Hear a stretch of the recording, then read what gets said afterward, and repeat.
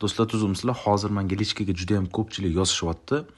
Iltimos, kichik balans bilan o'ynashni o'rgating deyishyapti. Mana bunaqa katta balans bilan biz kirmayapmiz, unaqa pullar yo'q. Misol uchun 50 mingdan 100 minggacha bo'lgan balanslar uchun hozir juda ham bir yaxshi sxema ko'rsatib o'taman. Mana shu sxema orqali realni balansinglarni ko'tarsanglar bo'ladi. Misol uchun 100 mingdan kirayotganlarga yoki 50 mingdan kirayotganlar, bu yerda ikkita stavka bor, bilasizlar. Bizga avtovывод kerak emas, mana bu koeffitsiyentlarga ham tegmaymiz, demak, birinchi stavkani kelinglar 3000 so'm qo'yamiz. Ikkinchi stavkani esa 1,5 ming so'm qo'yamiz. Misol uchun bu 50 ming so'm bilan kirayotganlar uchun. Xo'p, ikkalasiga ham stavka qilamiz. Hozir stavkalar qabul qilinmadi, vaqt kam bo'lganligi uchun internet ham uncha yaxshi ishlamayapti do'stlar. Xo'p, kutamiz endi ushbu raund tugashini ham do'stlar. Do'stlar, xavotir olmanglar, kichik balans bilan kirsanglar ham, katta balans bilan kirsanglar ham bizning kanalda barchasi uchun yaxshi sxemalar bor. Tekshirilgan sxemalar, ancha vaqtdan beri ishlab kelayotgan sxemalar albatta, faqat asosiysi do'stlar, Lucky Jet o'yinida azartga berilmaysanglar bo'ldi. Demak, qaranglar. Raund tugadi, stavka qilamiz. Birinchi stavka 3000, ikkinchisi 1,5. Birinchisini 2 koeffitsiyentda olishimiz kerak do'stlar. Misol uchun 2 ga yaqinlashsa ham bo'ldi. Minusga kirsak ham xavotir olmanglar boshida. Boshida minus ham bo'lishi mumkin. Xavotir olmaymiz. Qaranglar, mana 2 ga yaqinlashdi, birinchisini olamiz. Ikkinchisi bilan esa do'stlar maqsad iloji boricha kattaroq koeffitsiyent ushlash. Mana bu 3-4 ham kerak emas. Mayli uchib ketsa ham zarari yo'q. 5, 6, 7, 10 koeffitsiyent ushlashimiz kerak bo'ladi ikkinchisi bilan. Hozir biz baribir plusda stavka qilgan pulimizni oldik birinchi stavkada. Yana stavka qilamiz, xo'p, yana 2 koeffitsiyentga yaqinlashishini kutamiz. Albatta o'ynashdan oldin istoriya stavka qaranglar. Demak, 2 ga yaqinlashdi. Birinchi stavkani oldik, 6,5 ming so'm foyda bo'ldi. Biza uje foydada. Mana uchib ketdi, lekin biza uje baribir 1,5 ming so'm foydada. Xo'p, yana stavka qilamiz ikkita. Xo'p, demak, hozir birinchi stavkani 2 koeffitsiyent bo'lishini yana kutamiz. 2 ga yaqinlashsa ham bo'ldi. Mayli uchib ketdi, xavotir olmanglar. Mayli do'stlar, uchib ketsa ham minus ham bo'lib turadi do'stlar. Yana stavka qilamiz. Sxema oddiy do'stlar. Birinchi stavka 2 barobar kattaroq bo'ladi summasi va kirgizgan pulimizni darrov olishimiz kerak bo'ladi. Mana qaranglar, 2 ga yaqinlashdi, olamiz. Bo'ldi, 5400 so'm oldik. Uje biza foydada.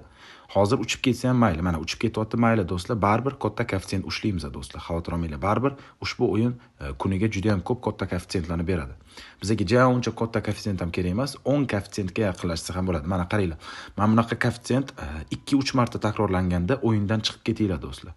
Prosta o'yindan chiqib ketib, 10-15 daqiqa yoki yarim soatdan keyin kirish kerak bo'ldi. Xo'p, yana ushbu raund boshlandi bizda. Xo'p, kelinglar, 2 koeffitsiyentga yaqinlashyapti.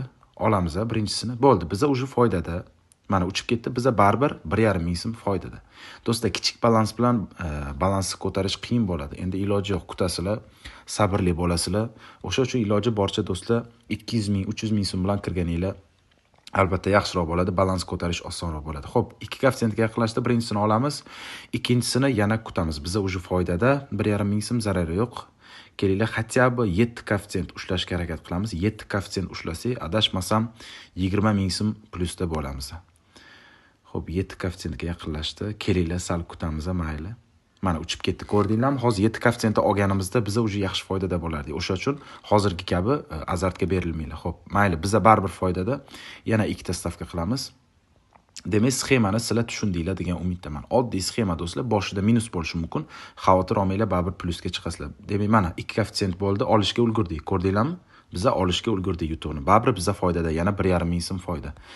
Xuddi shu tarzda o'yinni davom etaverasa do'stlar. To'g'ri, juda ham ko'p vaqt ketadi o'ynashga, lekin sekin-sekin mana shu minimal balans bilan ham ushbu o'yinda balansni ko'tarish imkoniyati bor. Mana 2 koeffitsiyentga yaqinlashdi.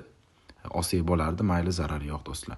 Demak, обязательно o'yinga kirganinglardan so'ng, o'ynashdan oldin, stavka qilishdan oldin istoriyani ko'ringlar. Mana istoriya stavkda nima bo'lyapti, nimalar bo'lyapti o'zi. Misol uchun bunaqa ko'p koeffitsiyentda, ya'ni sirazi uchib ketgan bo'lsa, bir koeffitsiyentda chiqib ketinglar, o'ynamanglar. 1 soat yoki yarim soatdan so'ng o'ynasanglar bo'ladi. Xo'p. Bu yerda hozir biz yana ulgurmadik olishga, chiqsa-yu, kelinglar, yana bir marta o'ynab ko'ramiz va bo'ldi, chiqib ketsa bo'ladi. Asosiysi, men sizlarga hozir kichik balans bilan juda ham bir yaxshi sxema ko'rsatib o'tdim va ushbu sxema orqali albatta balansni yaxshigina ko'tarishinglar mumkin bo'ladi. Hozir o'ynaydigan bo'lsak, juda ham ko'p vaqt ketib qoladi. Sabrli bo'lasizlar, kichik balans bilan kirayotganlar sabrli bo'lasizlar va sabr qilib mana shu katta koeffitsiyent chiqishini mana shu ikkinchi stavkada kutasizlar. Boshqa iloji yo'q do'stlar.